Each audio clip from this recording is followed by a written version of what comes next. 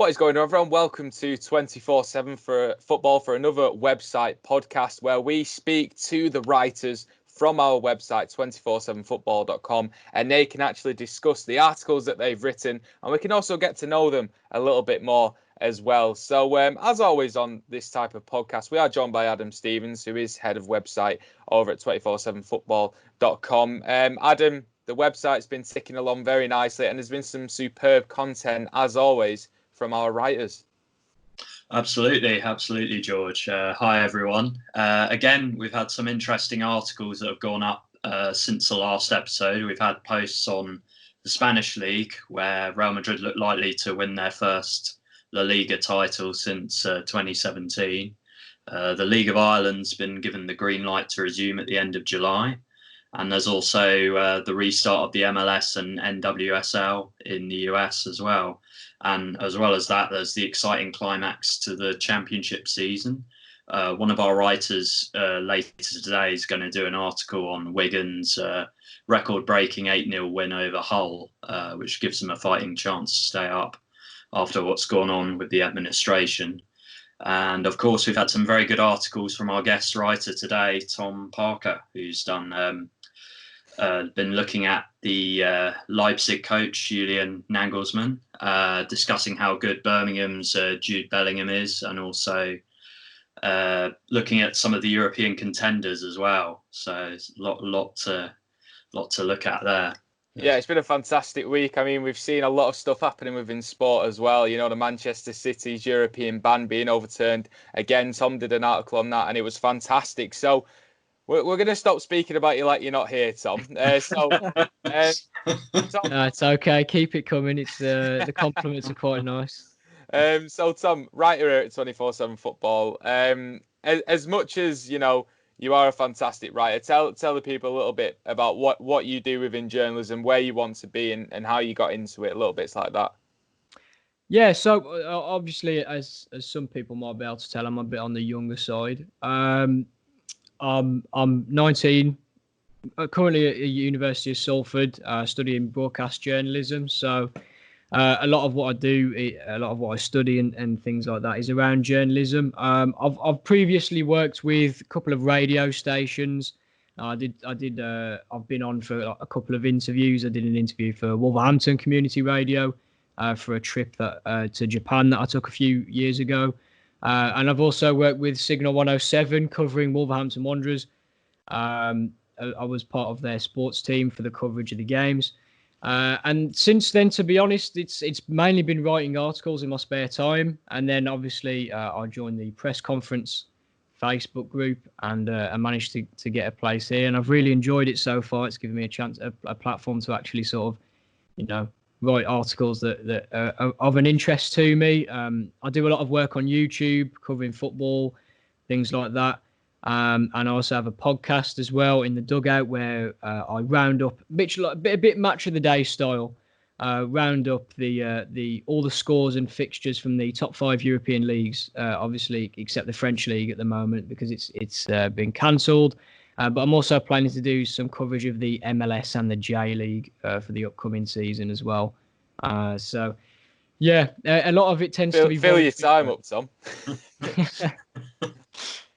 A lot of it's voluntary work and stuff like that. So, yeah. Yeah, you're doing quite a bit there just for a 19-year-old, to be fair. So, as much as what you're doing right now is fantastic, what's the dream for you? A bit further down the line, where would you like to be within this crazy industry? And as well, all Tom's links will be in the description as well for all his podcasts and his YouTube and stuff like that. I appreciate it. It's a tough one, really, because it really depends on what path I take. So I might be going to Japan in a couple of years to teach English. So whether I actually stay over there to cover more Japanese football, or I don't really know. Ideally, football commentary is the dream job. It's a gig that I've wanted ever since I was about 11 or 12. So I've been working towards the same sort of job for quite a while now. And I've obviously gathered a lot of knowledge in terms of what I have to do. But yeah, ideally football commentary. But if not, then I think I've looked at Wolves correspondent, and I thought I wouldn't mind being the Wolves correspondent for the Express and Star or the Athletic or sort of someone like that. So yeah, it just depends really. I'm just having fun with it at the moment. No, fantastic, and very, very much open there as well as to which bit of the industry he wants to go into. So, picking up on your most recent article, do you think ultimately the right decision was made to overturn Man City's 2-year ban from European football, and how were you able to sort of get it? Well, to be honest, when I picked the article, I was just like, yeah, I'll be fine. And then when I actually started to look into the details of it, I realised how complicated it actually was. And I don't claim to be some sort of expert on the Court of Arbitration of Sports rulings. To be honest, it was a difficult thing to get my head around, but I do think it's the right decision. I think ultimately, if City have been judged to have not done anything wrong by the Court of Arbitration for Sport, which is independent from UEFA, then I mean, there's not really much that we can do about it. Obviously, a lot of fans are angry about it, and I think one of the main issues it stems back to is again the actual the sort of reputation of financial fair play, because a lot of fans have already disagreed with the system that it uses, in the sense that it's sort of dependent on a revenue and loss based process. So if clubs like Manchester United or Manchester City generate 10 times the income that maybe a team like Norwich would, then they're therefore allowed to spend more money. I mean, if there's people that obviously know more about it, it'd be useful to have some comments on that. But I'm just starting to get my head around it now. Interestingly, I think one of the main things that caught my eye was the fact that they'd reduced the fine from I think it was around 30 million euros to 10 million euros. Which, according to, I saw a couple of tweets about it, Sheikh Mansour could pay that back in the time it would take Man City to play 90 minutes of football. So, make of that what you will. But I do think it was the right decision to fine them, because they did actually stop an investigation by the CFCB because they didn't believe that they were an independent body to UEFA. They thought that UEFA had sort of hired them to try and find something. And then just to finish off, interesting to note that the club were actually punished for similar breaking of regulations in 2014, and they were fined £49 million. So this is the second time that it's come up now for Manchester City. So to be honest, I think most of us probably knew that it was going to get overturned. City's owners were that adamant that they'd done nothing wrong, that it was almost like, well, if they're that adamant that nothing's been done in a wrong way, then it's probably the case that nothing has been done wrong. Wolves' owners did something very similar with the EFL over the links that Georges Menges had with the club, and they denied any wrongdoing, that he was, playing an active role or a genuine role in the club, and obviously nothing was found there. So when owners tend to force feed people that they're adamantly that they're wrong, that UEFA were wrong, then it didn't really come as much of a surprise that the ban wasn't upheld. I know, just from a City fan point of view, obviously very happy that we're still in European competition, and it's definitely one that I feel from a journalistic standpoint, it was extremely hard to cover, because there was just so much legal information that, we as journalists, and many people who are in bigger roles than we're in, don't necessarily understand themselves as well. So Tom, for a 19-year-old to cover this case, I'm not sure what your legal background is, but was it a challenge for you to digest that information and articulate it the way you did? Because I thought the article was fantastic. Yeah, to be honest, I had to read a few articles on it. There was a BBC article that I read, which simplified things really well, actually, and I sort of tried to break it down in a similar way in terms of, what were they punished for, what was the verdict, and then I added in my own sort of little end part about FFP, adding in, a couple of fan opinions that I've seen on social media and stuff like that. You know, it is the fans' platform at the end of the day. So I think getting some representative voices of what fans feel about it is probably right. Yeah, it was tough. The only law I really know is journalism law, and I've only done that this year, so I'm not an expert on that, in all honesty. But yeah, it was tough to get my head around. I think I tried to just break it down as simple as possible for myself, but also, you know, if you understand it yourself in a more simple way, it's easier to write on, if that makes sense. I mean, it's a tough one for City, really, because their reputation's sort of been ruined a little bit, as if it wasn't a bit fractured already with the Premier League. You know, there's a lot of fans that don't particularly like that sort of big money rise to glory, even though they would probably be happy if it was their club that had that sort of cash injection, you know.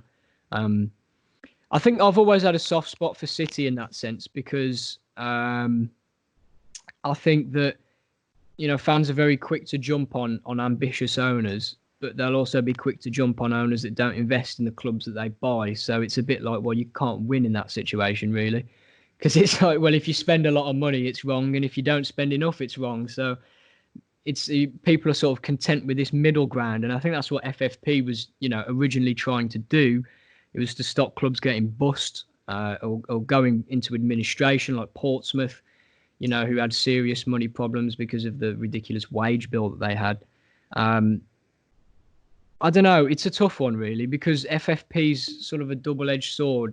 I don't think it's made too much of a difference. If you look at PSG and the amount of money that they've spent, you know, they're practically owned by Dubai themselves. Yeah. You know, they spent £200 million on Neymar and then got around FFP by loaning Mbappe to sign him for 150 mil the next summer. So it's, you know, I don't know. FFP's a weird one for me. Where do you stand on it from a Wolves point of view? Because similarly, Wolves were a club who were taken over, and you would have thought in the days before FFP, you could have put a lot more money into that squad, and Wolves have gone in the right direction. But do you think FFP limits a club like Manchester City, like Wolves, and we're seeing again with Newcastle, to really make that next step? And do you think it keeps the top clubs at the top and limits clubs like Wolves? I'd 100% agree. I think that it's been quite frustrating to see Wolves, you know, trying to buy players. Like we were linked with Ruben Dias, the Portuguese centre half, and is it Carlos Vinicius as well, the Benfica forward. And one of the reasons why we didn't want to sign Dias was, one, the price tag, but also the reason they were concerned about the price tag, the owners, was because of financial fair play.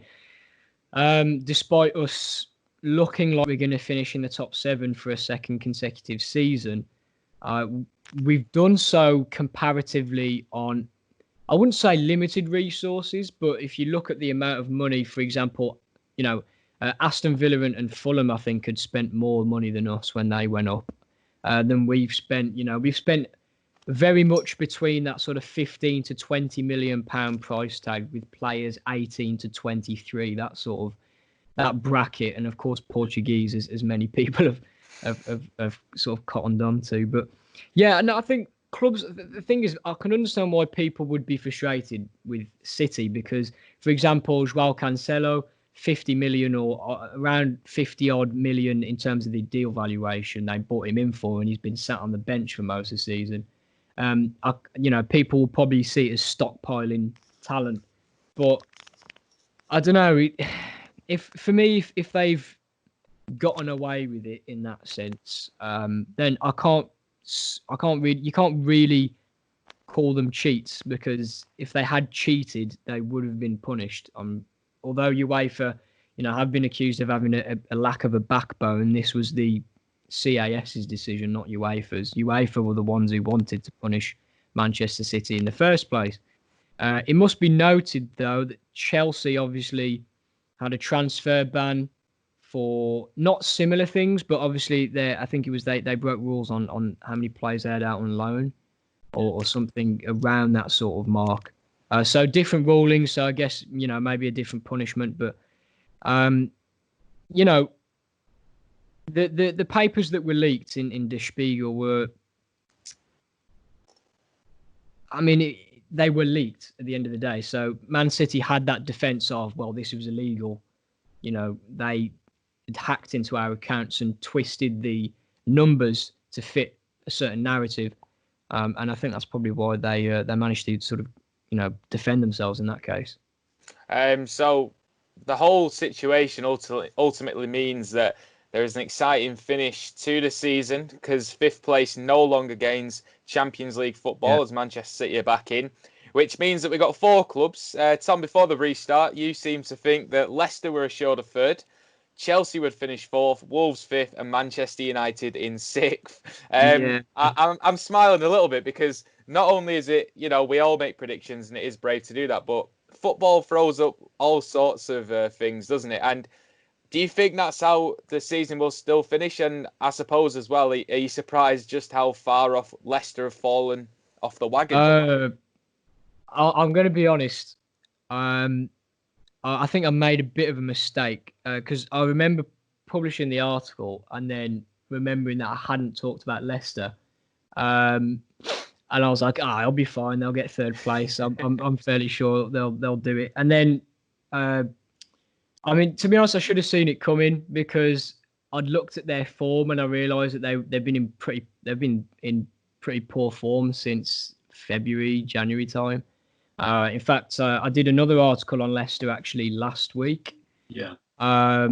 Saying that, they were 9th in the form table since match day 20, and between match day 26 and the match day they've just played, I think they're about 13th or 14th, whereas the teams around them are in the top 6. So they've massively dropped off. I don't think it's a surprise because Jamie Vardy's goals have dried up since the turn of the year. He hasn't been scoring that much.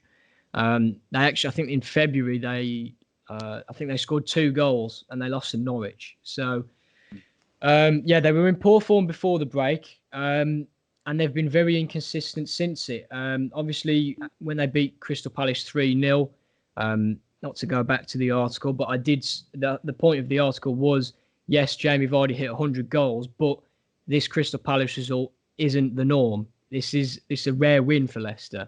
So I said, it could kickstart their season again, but also I think Leicester fans should be worried at the same time because the fact that the result was somewhat of a surprise, I think says it all because they've really struggled. Wolves in 5th. To be honest, I went on one of those like league calculator websites and looking back on the results, I'd put Wolves down to go unbeaten for the rest of the season. Because I genuinely couldn't see us losing any games. I'd looked at Arsenal and thought 1-1 draw maybe. Sheffield United, I thought, that's another draw. And I predicted we'd win most of the other games. So I was quite surprised, maybe naively, to see us lose to Arsenal. It is Arsenal at the end of the day. They do have Aubameyang and Lacazette and Saka. They do have good players going forward.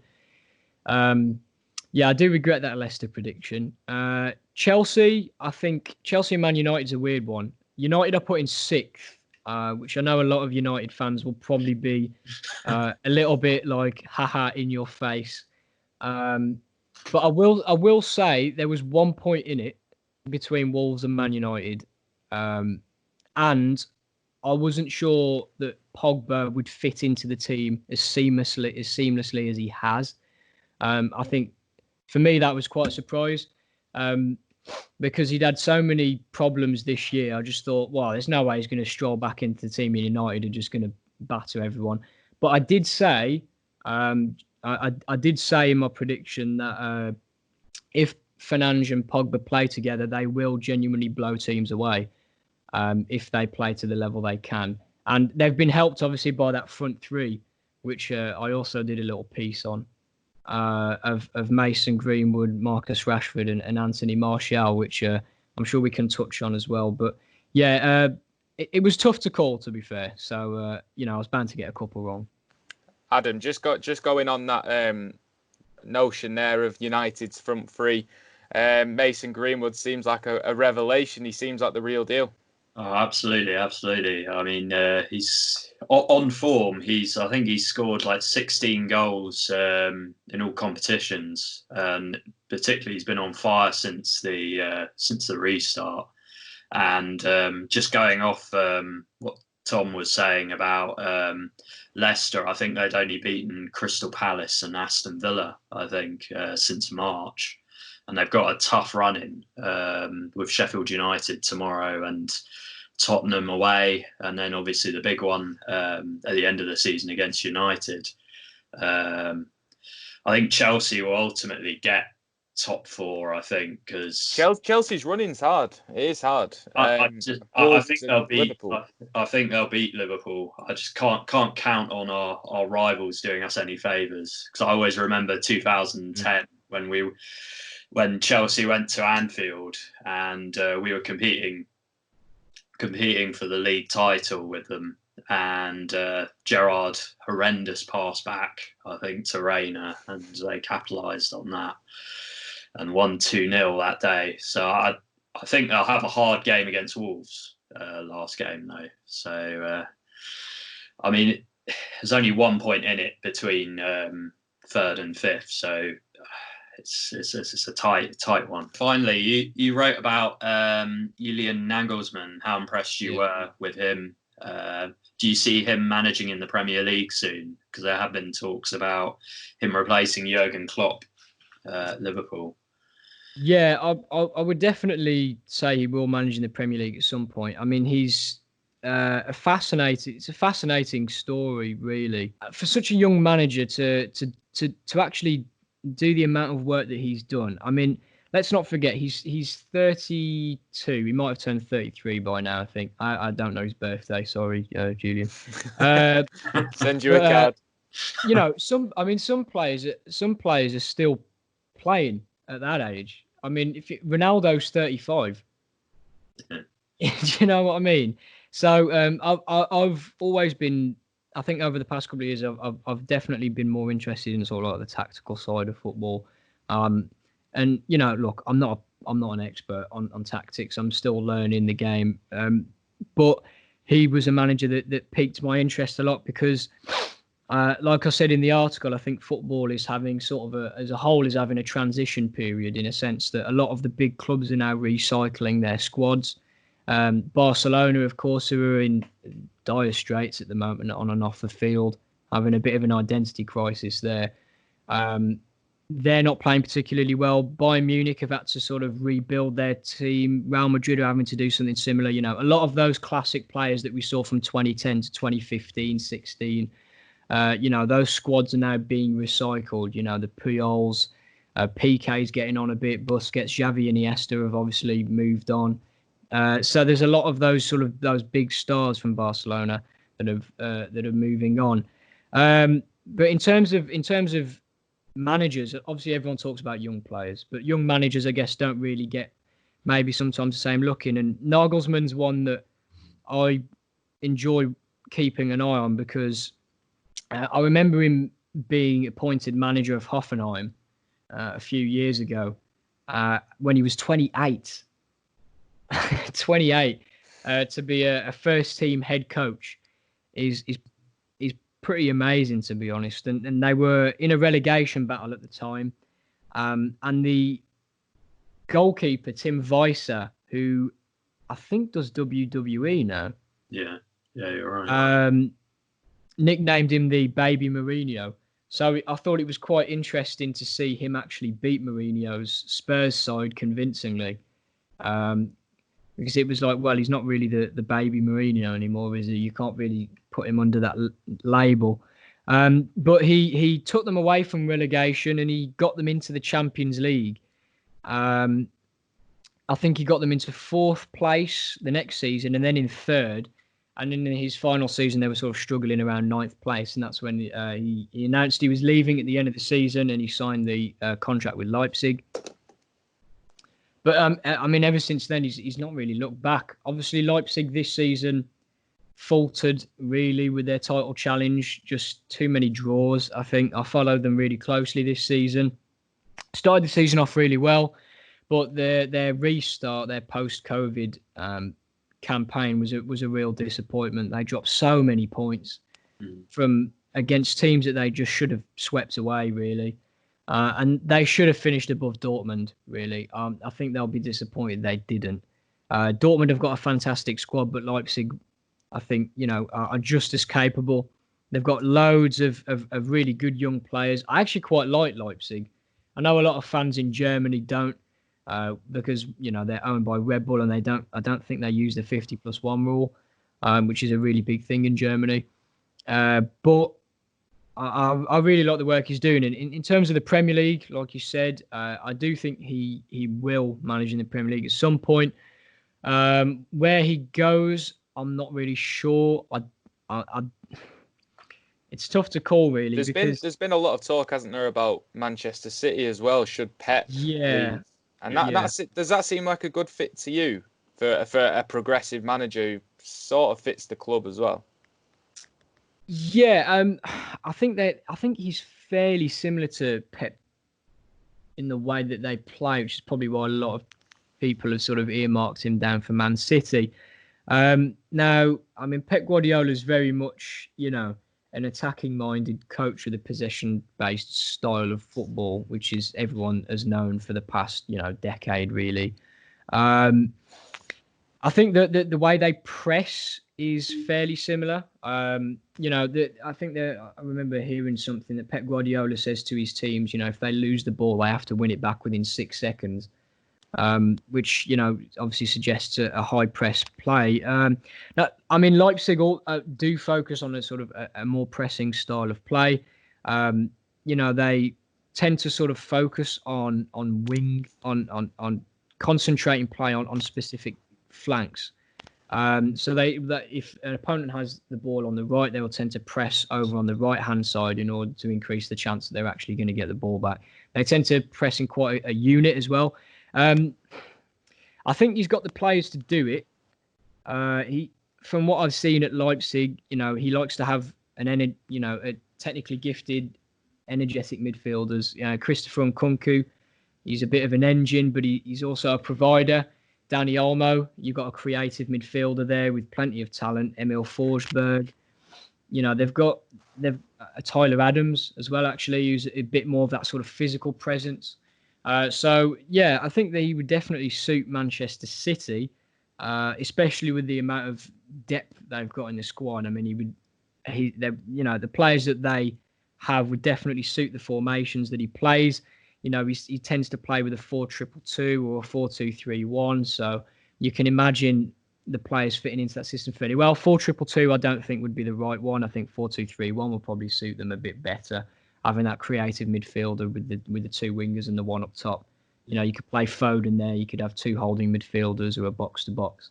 So, yeah, I think it really depends on what happens with Pep. For me, I think I can't really see him leaving. He seems to genuinely enjoy being at City. I mean, he wears that Citizens hoodie now. I feel like half of his gear that he gets now is from the club store. So yeah, no, it's I think everyone's got very used to Pep now. I think that's the thing, isn't it? Where would he go next? I think the only very Pep Guardiola-esque, the only club that he would really go to is probably Juventus or PSG. Yeah, I'd agree with that.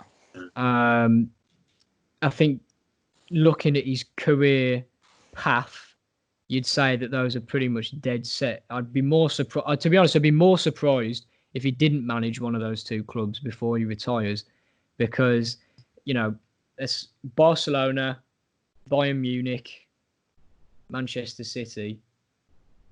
They're three teams with considerable finances, in a good place to challenge for league titles and the Champions League. So, Juventus and PSG, you could definitely see him going there.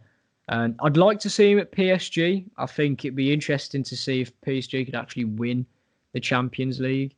Of course, they haven't won one yet, so And with the amount of money that they've spent and to still not get there is, I think at points is a bit frustrating because they always seem to spend ridiculous amounts of money up front when defensively they could do with a bit of work. Obviously, they're playing Atalanta in the next round of the Champions League, which should be a really interesting fixture. I think Atalanta could win that one. Yeah, I think Atalanta have still like 93 goals in 33 games, haven't they? They've been on fire. Yeah, they've scored over 100 goals this season, so I'd say they're in a very, very good position to beat them because they've been playing competitive football. PSG haven't. So I'd say Atalanta is a strong shout actually to go through there, especially with some of PSG's defensive issues. I think that's about all we've got time for on this edition of the website podcast. I hope you've all enjoyed listening to Tom and why he wrote his articles and his reasoning behind them. It's been really interesting to listen to. So I will put all of Tom's links in the description below. Check him out, and he's got a big future ahead of him as well. So I hope so. That's what I mean. Please don't fool us wrong here, Tom, and not do anything now. So thank you to everyone who has watched us today. Check out our website. That's where all the fantastic content goes on. That is 247football.com. Again, link will be in the description. Subscribe to the channel if you're new around here. Like the video as well. Adam, thanks for coming on. Tom as well. And we'll see you all next time.